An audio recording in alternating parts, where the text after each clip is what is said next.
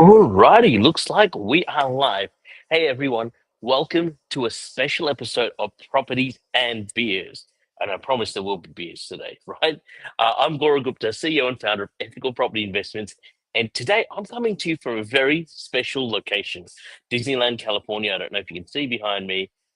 It is currently midnight, so Disneyland is closed right now over here. But if you're watching, come say hi, drop me a line.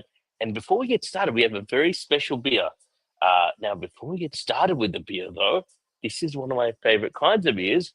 It is actually available in a can here. Usually in Australia, you have to mix it yourself, but I've got something special I'm going to do to it. So I have a special Hot Ones, the last stab, which I will actually be putting into my beer. So there's no people are seeing that. There you go. There's about 4 drops of the last stab in there.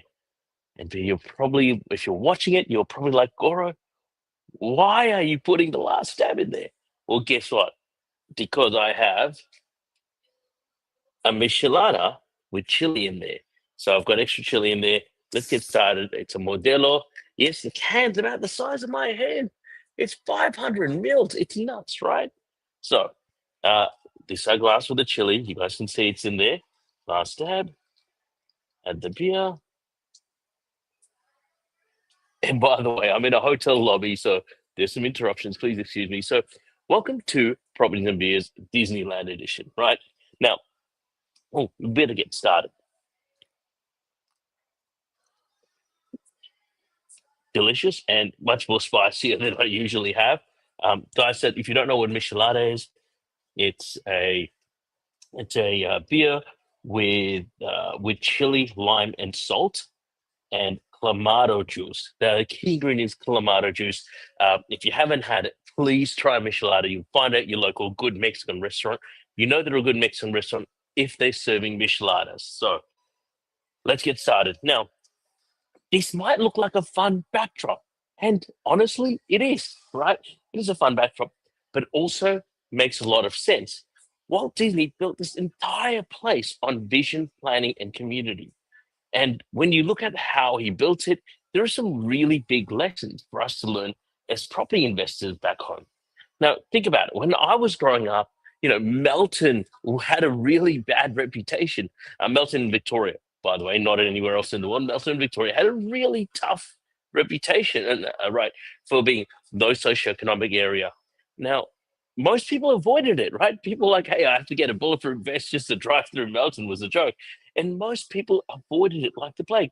Now, fast forward a few decades later, and immigration's actually changed the story of Melton.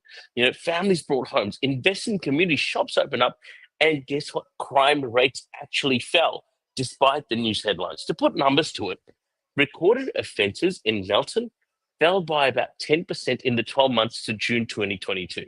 That's the lowest in a decade. And I don't believe that's a decline. That's a renewal. And we're seeing areas which were once these areas where you wouldn't step foot in, low socioeconomic areas, getting rejuvenated by, guess what, immigration.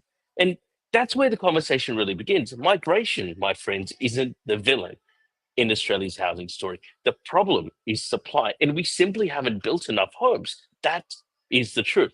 Now, let's go deeper, but before we do, let's have another beer. Oh, it's spicy.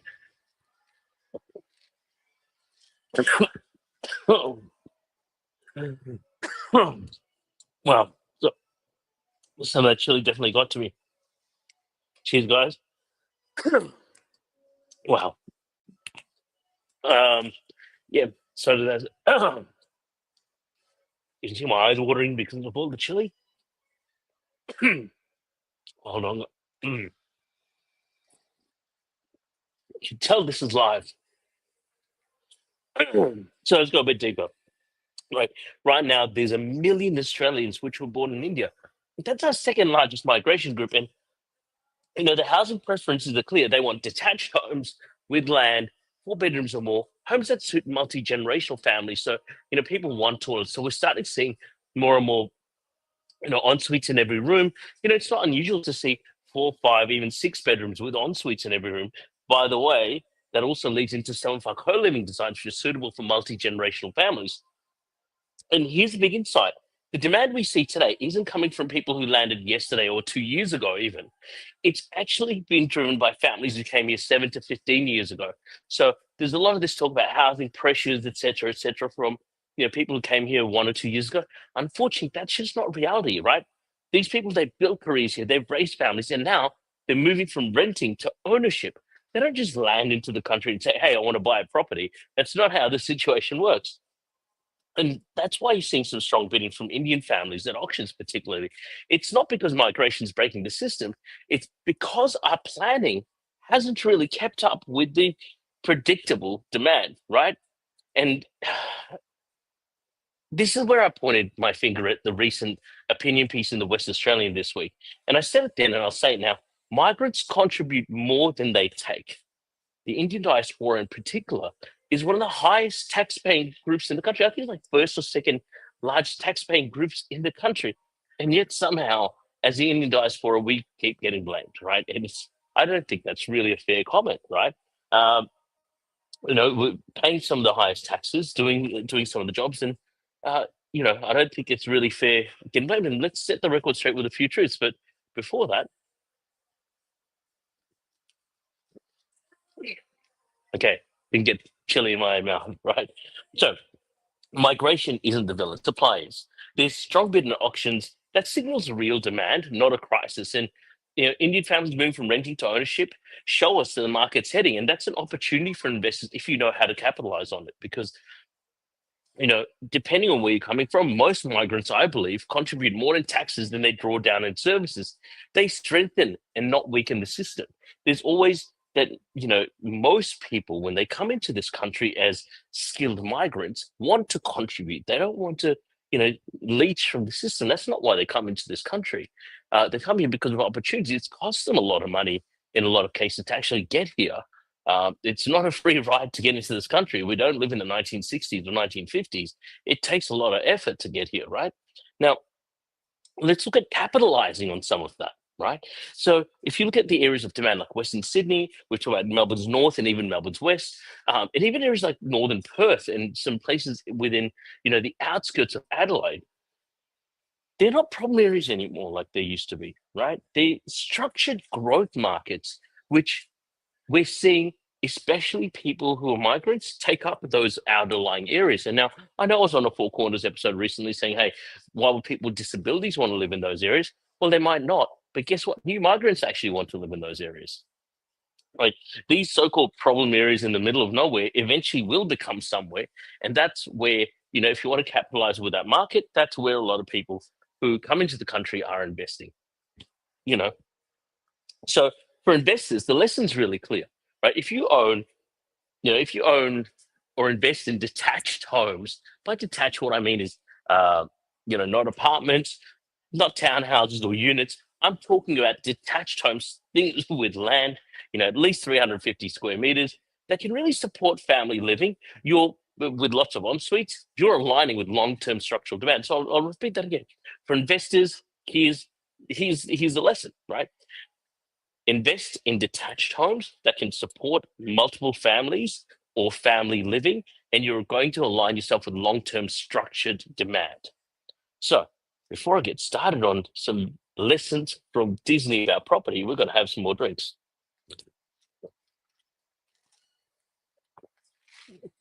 And if you're wondering why I'm sculling more down, because I've got a whole 500 ml can to finish. Guys, that hot one's is really spicy. It's kicking my ass a little bit, but the things I do for properties and beers. So another refill. For those that have just joined, I did add some hot ones in. The last dab for those that watch the YouTube channel, and I'll put another dab in, so to speak. Let's chat about Disney lessons. Let's bring Disney back in. So this is where it gets really powerful because Walt Disney bought swampland in Orlando, right?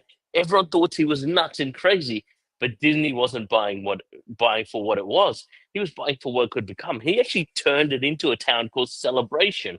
I've got a good friend, AJ, who actually lives in Celebration, and man, that is an awesome place to be at.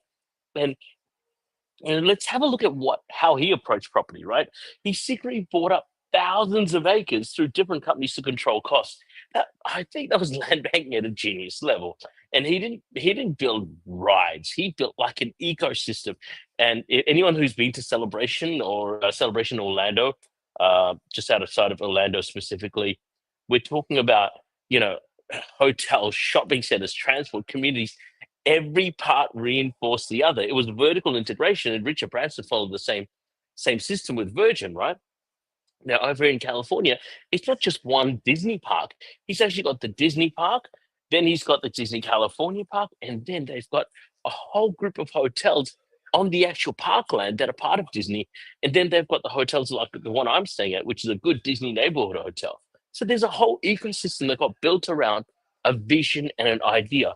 Look, um, he created governance around all of these, like, you know, uh, to control the environment, infrastructure, and long-term planning, because that's what Walt Disney did. The lessons, my friends, property isn't just about bricks and mortar.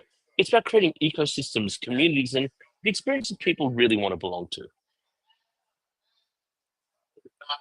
Now, here's a smart thing. Walt knew that people weren't after just rides; they were after stories, belonging in shared spaces, and that, my friends, is what made Disneyland timeless. And property kind of works the same way, doesn't it? Families aren't really chasing square meters. I mean, what's in the square meter? They're chasing belonging, lifestyle, community. And if you truly understand that and you build or invest with that in mind, my belief is that that's not speculation. You're really adding long term value to your investment. Now, before we finish, here's my challenge to you, my friends. Let's stop blaming migration. Mass migration might be a challenge, might have been a challenge over the last few years. Now the numbers have evened out. And here's the thing, let's stop blaming migration and start seeing the truth. The real issue here is supply and planning. Migration fuels growth, pays taxes, and it fuels renewal. It fuels opportunity. Most of these migrants, if they're coming in skilled migrants, are paying taxes right now. They're not paying taxes in 5, 10 years' time. They're paying taxes right now, which is what we need to support the ecosystem. And look, I'm not saying, hey, let's increase migration, but hey, let's not call out mass migration for, let's not say mass migration is a problem when it hasn't, it's not. So I'm going to use my words correctly here. It has been a challenge where the government has let in a lot more people than they probably should have. And stopping it isn't the answer. Bring it back to previous levels is probably a good answer because that brings it back to parity. The problem is the government just has not built enough housing. And it's not one government, it's a cascading failures of multiple governments. So there's also something to benefit from this because remember, the people who are investing in housing now as immigrants came here 5 to 7 years ago, at least saved up the equity deposit, worked their asses off, paid the taxes, and now they're buying property. So ask yourself, are you positioning yourself to benefit from it? I mean, what are the trends? We're seeing things with land, detached homes, and we're seeing things which have en suites, right? So make sure you're positioning yourself to benefit from where the future will head. And look, before I sign off, I've got to say this. A lot of people, they tune into Properties and Beers, they listen, they nod along, they even drop me a like and a love, right? There's been a couple of loves today. And then they move on. But if something today's lessons shifted your thinking, don't let it in here. Go and follow our page, Ethical Property Investments. That way you'll get to stay connected. You'll see our insights first, and you'll be ready to make smart, confident decisions about your investing in whatever your future of investing is. So thanks for hanging out with me here at Disneyland. And remember, smart investors see the possibilities before anyone else does. See you in the next live stream. Cheers, take care, and have a fantastic rest of the weekend, guys.